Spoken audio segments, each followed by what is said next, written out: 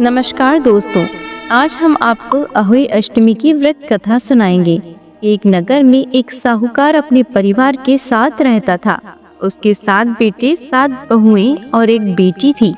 साहूकार की बेटी दिवाली पर अपने ससुराल से मायके आई हुई थी। घर को लीपने के लिए सारी बहुएं जंगल से मिट्टी लेने गई। साहूकार की बेटी भी अपनी भाभीयों के साथ चल पड़ी। साहूकार की बेटी जहाँ मिट्टी खोद रही थी, उस स्थान पर शाहू अपने बच्चों के साथ रहती थी।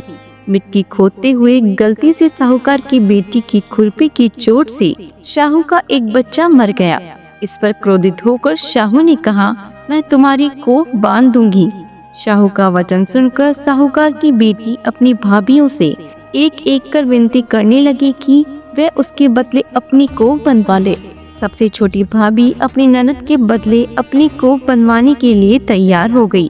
उसके बाद छोटी भाभी के जो भी बच्चे होते वे 7 दिन बाद मर जाते। 7 पुत्रों की इस प्रकार मृत्यु होने के बाद उसने पंडित को बुलाकर इसका उपाय पूछा। पंडित ने सुरही गाय की सेवा करने की सलाह दी। सुरही गाय सेवा से प्रसन्न हो जाती है और छोटी बहू से पूछती है कि तू किस लिए मेरी इतनी सेवा कर रही है और मुझसे क्या चाहती है। जो कुछ तेरी इच्छा हो वह मुझसे मांग ले। साहूकार की बहू ने कहा, शाहू माता ने मेरी कोख बांधी है जिससे मेरे बच्चे जीवित नहीं रहते। अगर आप शाहू माता से मेरी कोख खुलवा दे तो मैं आपका उपकार मानूंगी।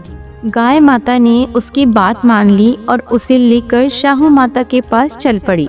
रास्ते में थक जाने पर दोनों आराम करने बैठ गए। अचानक साहूकार की छोटी बहू की नजर एक और गई। वहाँ उसने देखा कि एक सांप गरुड़ पंखनी के बच्चों को डसने जा रहा है। उसने उन बच्चों को बचाने के लिए उस सांप को मार डाला।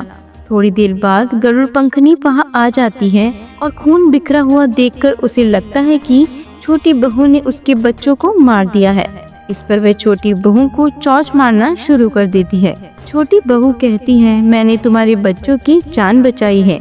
गरुड़ पंखनी ये सुनकर बहुत खुश हो जाती है और वह छोटी बहू से कहती है कि वह किस प्रकार उसकी मदद कर सकती है।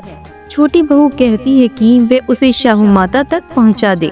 गरुड़ पंखनी ने सुरही गाय और छोटी बहू को अपनी पीठ पर बिठाकर 7 समुंदर पार शाहू माता के पास पहुंचा देती है। शाहू माता सुरही गाय को देखकर बोलती है कि बहन, तुम तो बहुत दिनों में आई हो। और फिर उन्हें कहती है कि मेरे सिर में बहुत जुएं पड़ गई है। तब साहूकार की बहू उनकी जुएं निकाल देती है, जिससे शाहू माता खुश हो जाती है और उसे आशीर्वाद देती है कि तेरे 7 बेटे और 7 बहू हो। छोटी बहू बोलती है कि मेरे तो एक भी बेटा नहीं है, 7 कैसे होंगे। शाहू माता पूछती है, क्या बात है। तब बहू बोलती है, आप वचन दो तब मैं बताऊंगी क्या हुआ।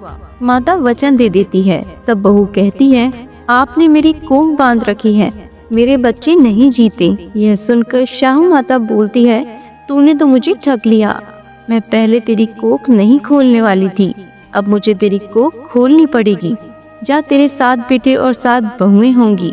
तू घर जाकर अष्टमी की पूजा करना और उसका उद्यापन करना। बहू लौटकर घर आई तो उसके 7 बेटे और 7 बहू थी। वह सबको देखकर बहुत खुश हो गई। अब अष्टमी के दिन उसने 7 अहोई बनाकर पूजा और उसका उद्यापन किया। उधर उसकी जेठानियां आपस में बात करने लगी कि जल्दी जल्दी अहोई माता की पूजा कर लो, नहीं तो सबसे छोटी बहू अपने बच्चों को याद करके रोने लग जाएगी। जब उसके रोने की आवाज नहीं आई तो उसने अपने बच्चों से कहा, जाकर चाची के घर देख कर आओ कि अभी तक वह रोई क्यों नहीं।